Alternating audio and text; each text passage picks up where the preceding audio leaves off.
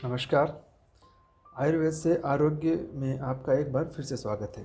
साथियों, जैसा कि आप सभी जानते हैं कि कोरोना काल चल रहा है और कोरोना काल में इस समय जो सबसे ज़रूरी काम है वो है घर पर रहना।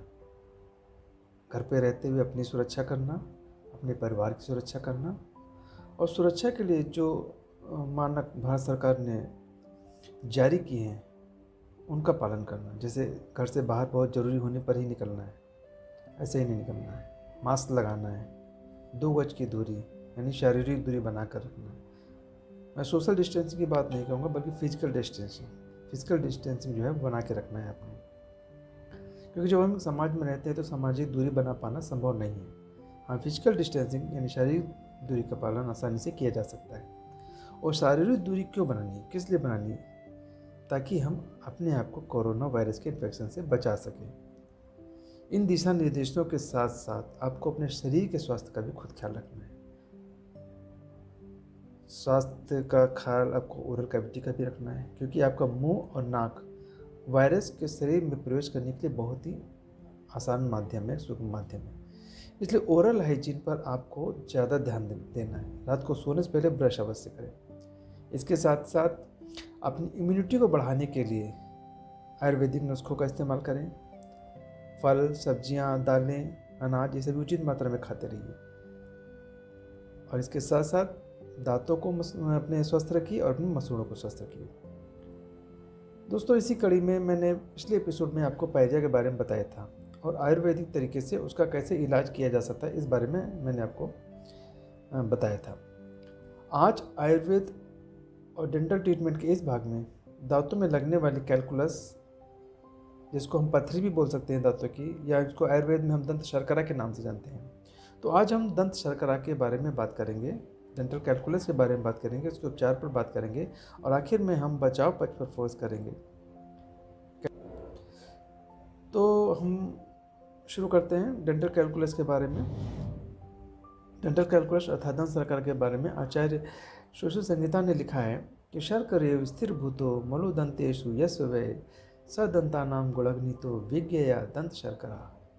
अर्थात जिस मनुष्य के दांतों में शर्करा के समान मल जम जाता है वो दांतों के गुणों को नष्ट करने वाला रोग यानी दंत शर्करा कहलाता है। तो साथियों, ये जो दंत शर्करा है ये वास्तव में वात से प्रकोपित एक समस्या है। हमारे कई साथी जो हैं वात, पित्त और कफ के बारे में जानते हैं। अगर नहीं जानते हैं तो आप हमें मैसेज बॉक्स में लिख दीजिएगा, विस्तार से आगे किसी वीडियो में मैं आपको उसके बारे में बताऊंगा। संक्षेप में मैं बता दूं कि आयुर्वेदिक विचारधारा के अनुसार शरीर का स्वास्थ्य 3 दोषों या फिर इसे हम ह्यूमर बोलते हैं, 3 ह्यूमर्स, इन पर आधारित है। जब भी वात, पित्त और कफ में से कोई एक या कोई 2 या फिर तीनों प्रकोपित होते हैं अर्थात बैलेंस वाली अवस्था में नहीं होते हैं तो हमारा शरीर जो है वो बीमार पड़ जाता है। उस बीमारी को ठीक करने के लिए हमें दोषों का शमन करना पड़ता है, उनको बैलेंस करना पड़ता है। तो हमारे दांतों में जो समस्या है वो वात के प्रकोपित होने की वजह से होती है। इस बारे में आयुर्वेद में कहा गया है कि अधाव नामलो दंते कफो वा वात शोषिता पूति गंधा स्थिर भूता शर्करासो अप्युपेक्षित। यानी कैलकुलस क्या है, दंत शर्करा क्या है? दांतों की सफाई न रखने से कफ का वात के द्वारा वायु का जो शोषण होता है उसे दुर्गंधित मैल जो है वो दांतों पर जम जाती है। और जब हम इसकी उपेक्षा करते हैं, उसको इग्नोर करते हैं, उसमें ध्यान नहीं देते, तो यही मैल स्थिर होकर शर्करा के समान ही बिल्कुल सख्त हो जाता है और इसको हम दंत शर्करा कहते हैं।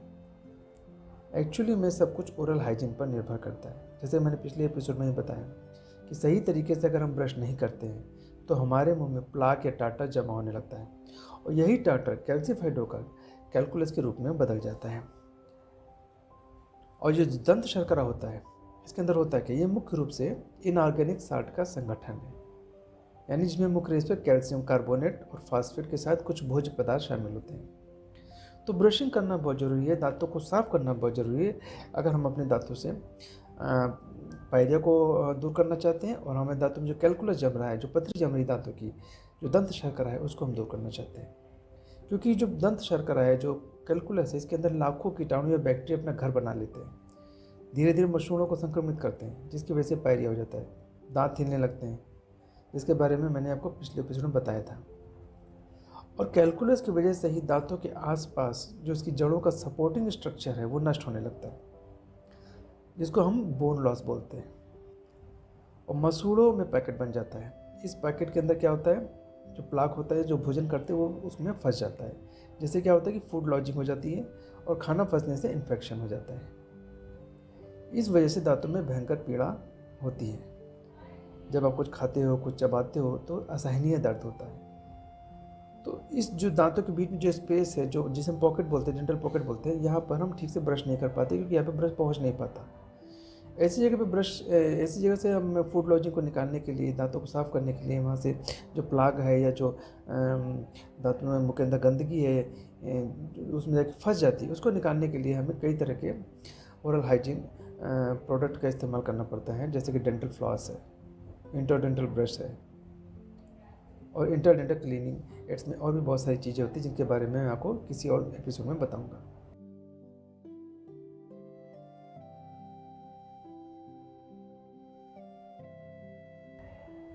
अब आते हैं इसकी चिकित्सा पर। चिकित्सा कैसे करें?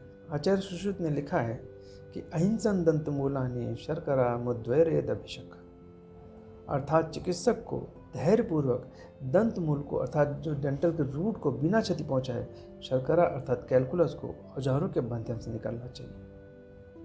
तत्पश्चात लाक्षा चूर्ण मधुये तस्ता तस्था प्रसारित, यानी लाक्षा चूर्ण में शहद को मिलाकर उसका प्रतिसारण यानी लोकल अप्लाइड करना चाहिए, लोकली अप्लाइड करना चाहिए। जैसे कि आजकल के चिकित्सा में हम आयोडीन टिंचर को लोकली अप्लाइड करते हैं। आचार्य बाघभट्ट ने भी आचार्य सुश्रुत के संबंध यही चिकित्सा बताई है। और इसमें हम क्या करते हैं, जब हम लोकल एप्लीकेशन करते हैं तो उसमें क्या क्या इस्तेमाल करते हैं, लवंग है, इलायची है, सीतोपल है जिसको हम मिश्री भी बोलते हैं, और स्फटिक के पाउडर का जो प्रतिसारण है, एप्लीकेशन है, बहुत लाभकारी होता है। ये जो पाउडर है जिसको मैंने बताया कि लौंग, इलायची, सीतोपल और स्फटिक, ये त्रिदोष शामक है, यानी कि वात, पित्त और कफ, इसे तीनों का शमन होता है। और चूंकि हमारे दांतों की समस्या वात एवं कफ की वजह से होती है, अतः इस पाउडर का प्रयोग अत्यंत हितकारी है। इससे क्या होता है, रस और रक्त और अस्थि ये धातुएं भी पुष्ट होती हैं। इसका एक गुण और है, वो है लेखनी है। और लेखनी में क्या होता है, जैसे बहुत सारे लोग ओबेस होते हैं, तो लेखनी का मतलब ये होता है कि हम उनके शरीर की चर्बी को कम करना। तो इस पाउडर का इस्तेमाल हम लेखनी के रूप में शरीर की चर्बी को कम करने के रूप में भी इस्तेमाल कर सकते हैं। और हम बात कर रहे थे कि डेंटल कैलकुलस की, तो उसका चिकित्सा मैंने बताया कि हमारे आचार्य सुश्रुत ने और आचार्य बाघभट्ट ने कैसे बताया है। यही चिकित्सा आजकल डेंटल हाइजीनिस्ट आधुनिक यंत्रों के माध्यम से करते हैं, जैसे कि अल्ट्रासोनिक स्केलर, मैनुअल स्केलर, इसके अलावा और भी कई तरह के स्केलर आते हैं। और जो लोकल एप्लीकेशन है उसके लिए पोविडीन आयोडीन का इस्तेमाल किया जाता है, जैसे मैंने पहले बताया। तो इस तरह से दोस्तों कैलकुलस का जो ट्रीटमेंट है वो हमारे ग्रंथों में पहले से दिया है और आजकल भी उसी तरीके से कैलकुलस का ट्रीटमेंट किया जाता है। अब बात आती है कि कैलकुलस डिपॉजिट ना हो, उससे बचने के लिए हमें क्या करना पड़ेगा। तो एक तो ब्रशिंग बहुत ज़रूरी है। ब्रशिंग अगर आप दोनों टाइम करेंगे, रात को ब्रश करेंगे सोने से पहले और सुबह ब्रश करेंगे, तो कैलकुलस आपके मुंह के अंदर डिपॉजिट नहीं होगा, ठीक है ना। इसके अलावा माउथ वॉश भी एक माध्यम है जो कि कैलकुलस को प्रिवेंट करता है, कैलकुलस को मुंह के अंदर जमने से रोकता है। आजकल जो हम माउथ वॉश इस्तेमाल करते हैं, जो एंटी प्लाक और एंटी बैक्टीरियल एजेंट होता है, जिसे हम क्लोरोहेक्सिडिन माउथ वॉश कहते हैं। इसका हम आजकल बहुत ज़्यादा यूज़ करते हैं, बहुत ज़्यादा चलन में है। हर डेंटल ट्रीटमेंट में लगभग इसका इस्तेमाल किया जाता है। लेकिन इसका एक नुकसान भी है, इसके साइड इफ़ेक्ट भी हैं। ये दांत में और दांतों के जो मुंह के अंदर जो बहुत सारे पार्ट्स हैं, जैसे हमारा रेस्टोरेटिव मटेरियल होता है, फिलिंग मटेरियल होता है, हमारे मसूड़े होते हैं, तो वहाँ पे स्टेनिंग पैदा कर देता है, उससे स्टेनिंग आने लगती है। उसका मतलब कलर जो है ना, ब्राउन कलर की स्टेनिंग आने लगती है दांतों पे, मसूड़ों पे, या जो डेंचर मटेरियल होता है उस पर। और कई जो है ओरल म्यूकोसल अल्सरेशन भी हो जाता है। तो जो क्लोरोहेक्सिडिन है उसका इस्तेमाल हम करते हैं, लेकिन अगर हम कोशिश करें कि हम आयुर्वेदिक तरीके से इसको कैसे हम दूर कर सकते हैं, डेंटल प्लाक और हमारे मुंह के अंदर जो बैड स्मेल उसको दूर करने के लिए, तो उसके लिए हम क्या करते हैं कि हमारे आयुर्वेद में सैकड़ों वर्षों से एक माउथ वॉश का इस्तेमाल किया जा रहा है, जिसे हम अरिमेदादी तेल का नाम से जानते हैं। अष्टांग हृदय में इसका बहुत अच्छा वर्णन दिया गया है। इसे हम बहुत पहले ज़माने से माउथ वॉश के रूप में, गार्गल के रूप में, एंटीबैक्टीरियल माउथ वॉश के रूप में इसको इस्तेमाल करते रहे हैं। अरिमेदाद तेल में भी क्लोरोहेक्सिडिन की तरह प्लाक और बैक्टीरिया मारने की 100% क्षमता है। अभी कुछ दिन पहले journal of clinical and diagnostic research के अनुसार पाया गया है कि अरिमेदाद तेल मसूड़ों के सूजन और प्लाक को कंट्रोल करने में अत्यंत ही लाभकारी है। इसमें क्लोरोहेक्सिडिन की तरह कोई साइड इफ़ेक्ट भी नहीं होते हैं, और इसमें ना तो ब्राउन कलर की स्टेन भी होती है और ना ही से स्वाद में कोई आपको चेंजेस आता है, स्वाद आपका ख़राब होता है, ऐसा कुछ भी नहीं होता है इसमें। अगर आप माउथ वॉश के लिए क्लोरोहेक्सिडिन का इस्तेमाल करते हैं तो अरिमेदाद तेल आपके लिए एक बढ़िया विकल्प है। अब बात करते हैं कि अरिमेदाद तेल में ऐसा क्या है, क्यों इसको इस्तेमाल किया जाए। पहली बात तो ये है कि ये आयुर्वेदिक है। इसमें किसी तरह का साइड इफ़ेक्ट नहीं है, कोई कलरिंग नहीं होती इसके अपने दांतों मसूड़ों पे। और दूसरा ये कि इसके अंदर जो भी आपके इफ़ेक्ट है वो आपको 100% आपको लाभकारी है, जैसे कि आपको क्लोरोहेक्सिडिन देता है। इसमें होता क्या क्या है, खदीरा की छाल होती है, खदीरा यानी जिसे हम बबूल कहते हैं, बबूल का पेड़ जो होता है ना, इसमें कांटे लगे होते हैं, इसको संस्कृत में इरिमेद कहते हैं, इसीलिए इस तेल का नाम इरिमेदादी तेल। इसका मेन कंपोनेंट जो है इसमें वो खदीरा की छाल या बबूल होती है, जो कि हमारे आसपास काफ़ी मात्रा में पाया जाता है। जंगलों में तो बहुत अधिक होता है, लेकिन जहाँ हमारा रेजिडेंस एरिया होता है, हमारे निवास के आसपास भी काफ़ी मात्रा में पाया जाता है। खदीरा में एस्ट्रिंजेंट बैक्टीरिसाइडल प्रॉपर्टी होती है, यानी कि बैक्टीरिया को मारने की प्रॉपर्टी होती है। इसके अलावा इसमें दर्द निवारक क्षमता भी होती है और ये एंटी कैरीज एजेंट भी होता है, यानी हमें दांतों में कीड़ा लगने से रोकता है। और एक और बहुत अच्छा गुण होता है खदीर का, ये रक्तस्राव को रोकना। रक्तस्राव को रोकने के लिए घाव पर इसका इस्तेमाल करते हैं। अगर आप किसी ऐसी जगह पे हैं जहाँ पर कोई एंटीसेप्टिक मौजूद नहीं है, वहाँ पे कोई आपको इस तरह की दवा नहीं मिल रही है जो कि आप चोट पे लगा सके, अपने घाव पे लगा सकते हैं, कोई खून रोकने की दवाई मौजूद नहीं है, और आपके आसपास कोई बबूल का पेड़ है, तो आप उसकी छाल का इस्तेमाल कर सकते हैं। उसको अच्छे से कूच के, पीस के, पानी में मिला के उसको बैंडेज के साथ में चोट पे बांध सकते हैं, तो आपका खून तुरंत रुक जाएगा। और अरिमेदा तेल का जो बेस तेल होता है वो तिल का तेल। तिल का तेल भी एक बेहतरीन एंटी प्लाक एजेंट है। खदीरा और तिल के तेल के अलावा अरिमेदा तेल में मंजिष्ठा यानी मदार, जो हमारा इंडियन मदार होता है, वो लौंग, मुलेठी, त्रिजात के अंदर 3 कंपोनेंट होते हैं, 3 हर्ब्स होती हैं, दालचीनी, इलायची और तेज पत्ता। इसके अलावा लोधरा, केसर, इस तरह से लगभग 40 हर्बों का इसमें मिश्रण होता है। जैसे मैंने बताया कि इसमें मंजिष्ठा यानी कि मदार भी होता है। मदार एक बहुत बेहतरीन एंटी दर्द निवारक दवा होती है, जो बेहतरीन एंटी एस्ट्रीजेंट होता है। तो दर्द अगर आपके दांतों में हो रहा है, आपके मसूड़े में हो रहा है, तो उसमें भी ये अच्छे से काम करेगा।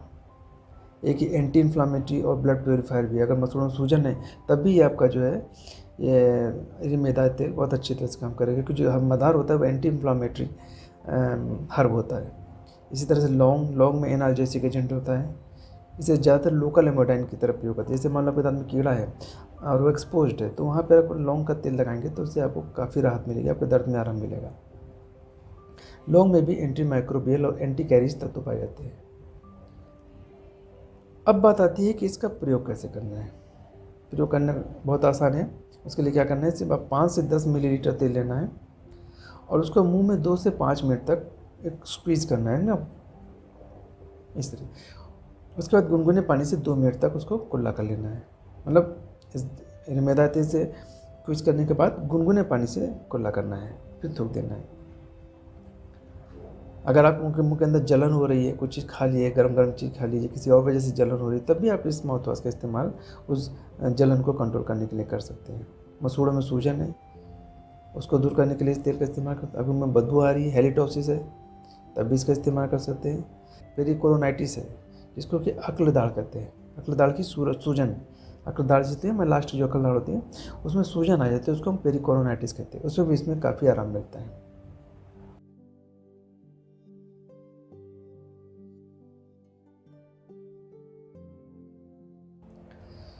दोस्तों, आज जब कोरोना काल में घर से बाहर निकलना अपने आप में बहुत बड़ी चुनौती है, और अगर आपको दांतों से या मसूड़ों से संबंधित कोई समस्या है तो आपको डेंटल क्लिनिक या अस्पताल जाने के लिए घर से निकलना पड़ेगा।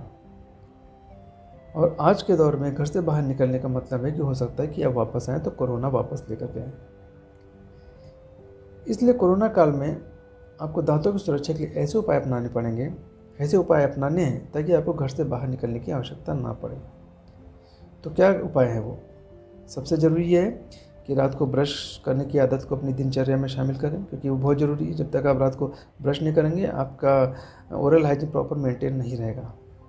ब्रश करने के बाद कुछ भी नहीं खाना है, ताकि रात भर आपके दांत में प्लाक या टाटर ना जमा हो। अगर हमने कुछ खा लिया तो जाहिर सी बात है कि प्लाक और टाटर जमा होगा और वो पूरे रात भर आपके मुंह के अंदर रहेगा। अगर मसूड़े से खून की समस्या आती है तो तुरंत विटामिन सी लेना शुरू कर दें। इरिमेदात तेल से या टैनिक एसिड ग्लिसरीन से मसूड़ों की मालिश करें। अगर मालिश करने पर ब्रश करने से मसूड़ों में खून आ रहा है तभी आपको ब्रश बंद नहीं करना है, ना ही मसूड़ों की मालिश करना बंद करना है, बल्कि जो गुनगुने नमक का पानी है उसे दिन में 3-4 बार अच्छे से कुल्ले कर लें। क्योंकि होता क्या है कि प्लाक या टाटर की वजह से जब आपके मसूड़ों में इन्फेक्शन होता है तो मसूड़े स्पॉन्जी हो जाते हैं, फूल जाते हैं और उनसे खून आना शुरू हो जाता है। लेकिन जब आप इरिमेदात तेल या टैनिक एसिड ग्लिसरीन से मसूड़ों की मालिश करते हो तो मवाद मिश्रित गंदा खून बाहर निकलता है जो कि आपको थूकना है, और गुनगुने नमक के पानी से कुल्ला करने पर परासरण विधि द्वारा इन्फेक्शन मसूड़े से बाहर आ जाता है। इसके अलावा दांतों और मसूड़ों की समस्या से बचने के लिए पेस्ट का भी काफ़ी अहम रोल है। मगर एक बात का ध्यान रखना है कि पेस्ट जब भी इस्तेमाल करें आयुर्वेदिक पेस्ट का इस्तेमाल करें, क्योंकि आयुर्वेदिक पेस्ट में बहुत सारी आयुर्वेदिक हर्ब्स होते हैं। बबूल है, खादिर है, लौंग है, लोधरा है, कई प्राकृतिक तत्व होते हैं जो न केवल आपके मसूड़ों और दांतों के कीटाणुओं से रक्षा करते हैं बल्कि दांतों को मजबूत भी बनाते हैं।